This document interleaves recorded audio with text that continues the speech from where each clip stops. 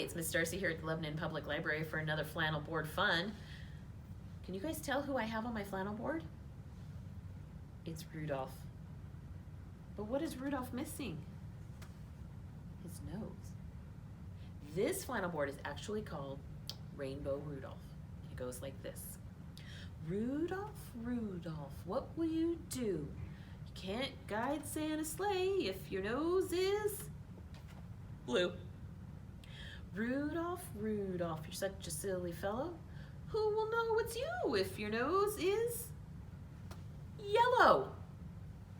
Rudolph, Rudolph, you can't lead the team through the wintry scene if your nose is green.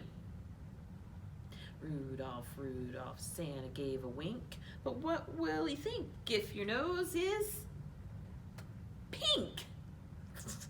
Rudolph, Rudolph, it's time to take flight. You can't get through the snow if your nose is white. Rudolph, Rudolph, it's time to go to town. You can't help Santa if your nose is brown. Rudolph, Rudolph, Santa has his pack, but you're not ready if your nose is black. Rudolph, Rudolph, what a groovy glow. Your nose looks like a little rainbow. This one is my favorite. I love the rainbow nose.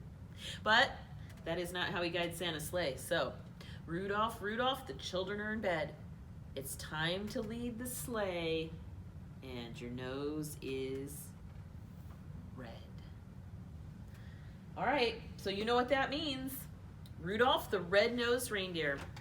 This is a little bit longer book, so we will see how it goes. All right, here we go. Rudolph the Red-Nosed Reindeer by Robert L. May. All right, the story of Rudolph. Here we go.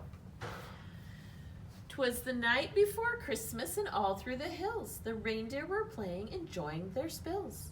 Well, every so often they'd stop to call names at one little deer not allowed in their games. Ha ha, look at Rudolph, his nose is a sight. It's red as a beet, twice as big, twice as bright. Well, Rudolph just cried. What else could he do? He knew that the things they were saying were true.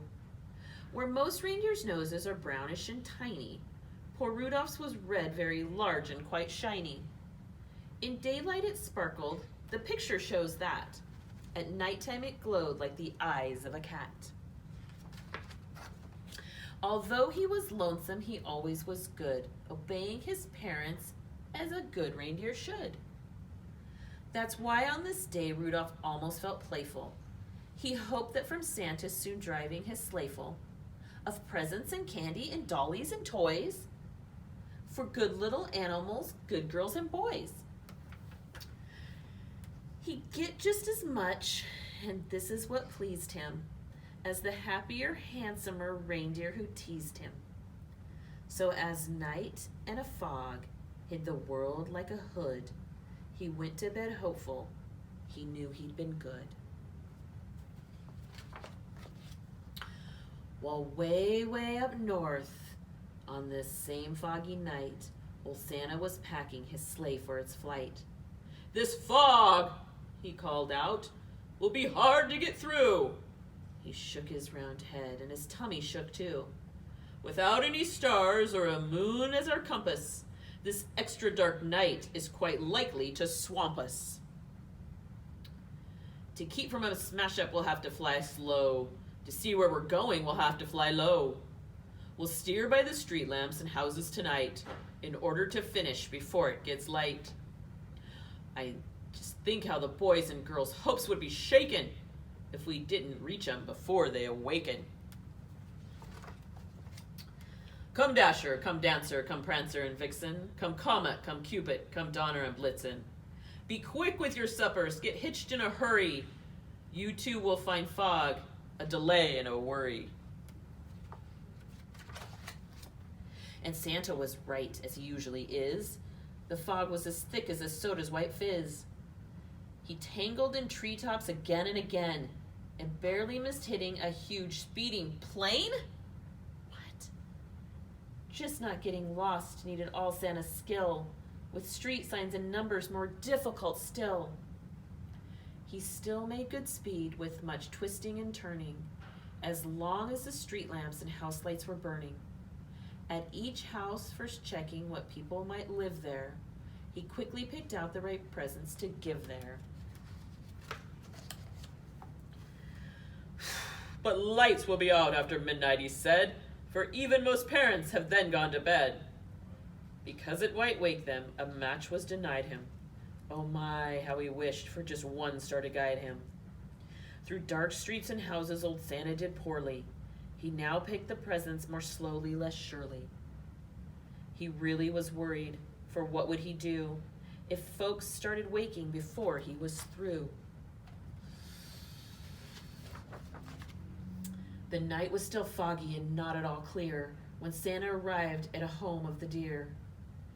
Onto the roof, with the clouds all around it, he searched for the chimney and finally found it. The room he came down in was blacker than ink. He went for a chair, but it turned out a sink. The first reindeer's bedroom was so very black. He tripped on the rug and burst open his pack, so dark that he had to move close to the bed and peek very hard at the sleeping deer's head. Before he could choose the right kind of toy, a doll for a girl or a train for a boy. But all this took time and filled Santa with gloom, while feeling his way toward the next reindeer's room. The door he just opened, when to his surprise, a soft glowing red color met his eyes. The lamp wasn't burning, the light came instead from something that lay at the head of the bed. And there lay, but wait now, what would you suppose? The glowing, you guessed it, was Rudolph's red nose. So this room was easy, this one little light. Let Santa pick quickly the gifts that were right. How happy he was till he went out the door. The rest of the house was as black as before. So black that it made every step a dark mystery. And then came the greatest idea in history. He went back to Rudolph and started to shake him, of course very gently, in order to wake him. And Rudolph could hardly believe his own eyes. You just can imagine the joy and surprise at seeing who stood there a paw's length away and told of the darkness and fog and delay, and Santa's great worry that children might waken before his complete Christmas trip had been taken. What happens, you guys? Do you know? And you, he told Rudolph, may yet save the day. Your bright shining nose, son, can show us the way. I need you, young fellow, to help me tonight, to lead all my dear for the rest of our flight. And Rudolph broke out into such a big grin, it almost connected his ears and his chin. He scribbled a note to his folks in a hurry. I've gone to help Santa, he wrote. Do not worry, said Santa. Meet me in my sleigh out on the lawn. You'll stick in the chimney, and in a flash he was gone. So Rudolph pranced out through the door very gay, and took his proud place at the head of the sleigh.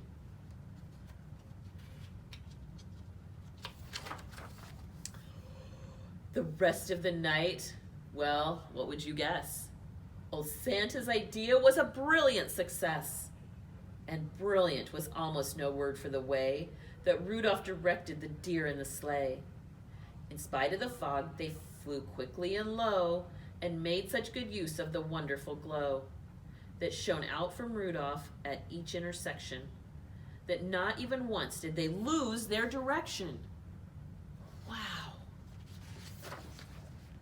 And all of the houses and streets with the sign in them, the sleigh flew real low so Rudolph could shine on them. To tell who lived there and just what to give whom, they stopped by each window to peek in the room. Old Santa knew always which children were good, and minded their parents and ate as they should. So Santa would pick out the gift that was right, with Rudolph close by making just enough light. It all went so fast that before it was day, the very last present was given away. The very last stocking was filled to the top, just as the sun was preparing to pop. The sun woke the reindeer in Rudolph's hometown. They found the short message he'd written down, then gathered outside to await his return. And were they surprised and excited to learn that Rudolph, the ugliest deer of them all, Rudolph the red-nosed, bashful and small, the funny-faced fellow they'd always called names and practically never allowed in their games, was now to be envied by all far and near, for no greater honor can come to a deer than riding with Santa and guiding his sleigh, the number one job on the number one day.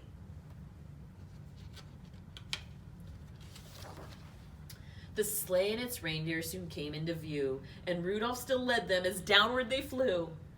Oh my, he was proud as they came to a landing, right where his handsomer playmates were standing.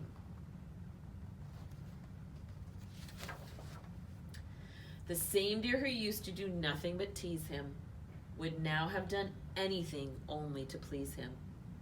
They felt even sorrier they had been bad when Santa said, Rudolph, I never have had a deer quite so brave or so brilliant as you at fighting back fog and steering me through.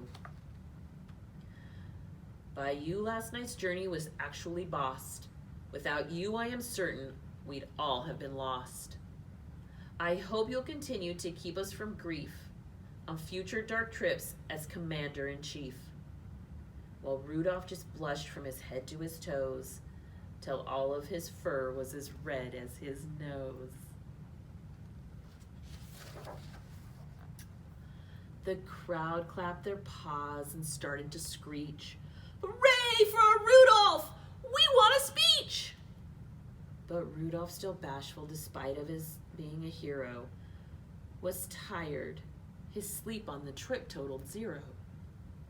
So that's why his speech was quite short and not bright. Merry Christmas to all, and to all a good night. And that's why whenever it's foggy and gray, it's Rudolph the Red-Nosed who guides Santa's sleigh. By listening this Christmas, but don't make a peep, 'cause that late at night children should be asleep. The very first sound you'll hear on the roof, if there's fog, will be Rudolph's small hoof. And soon after that, if you're still as a mouse, you may hear a swish as he flies around the house and shines enough light to give Santa a view of you in your room. And when they're all through, you may hear them call as they drive out of sight, Merry Christmas to all, and to all a good night.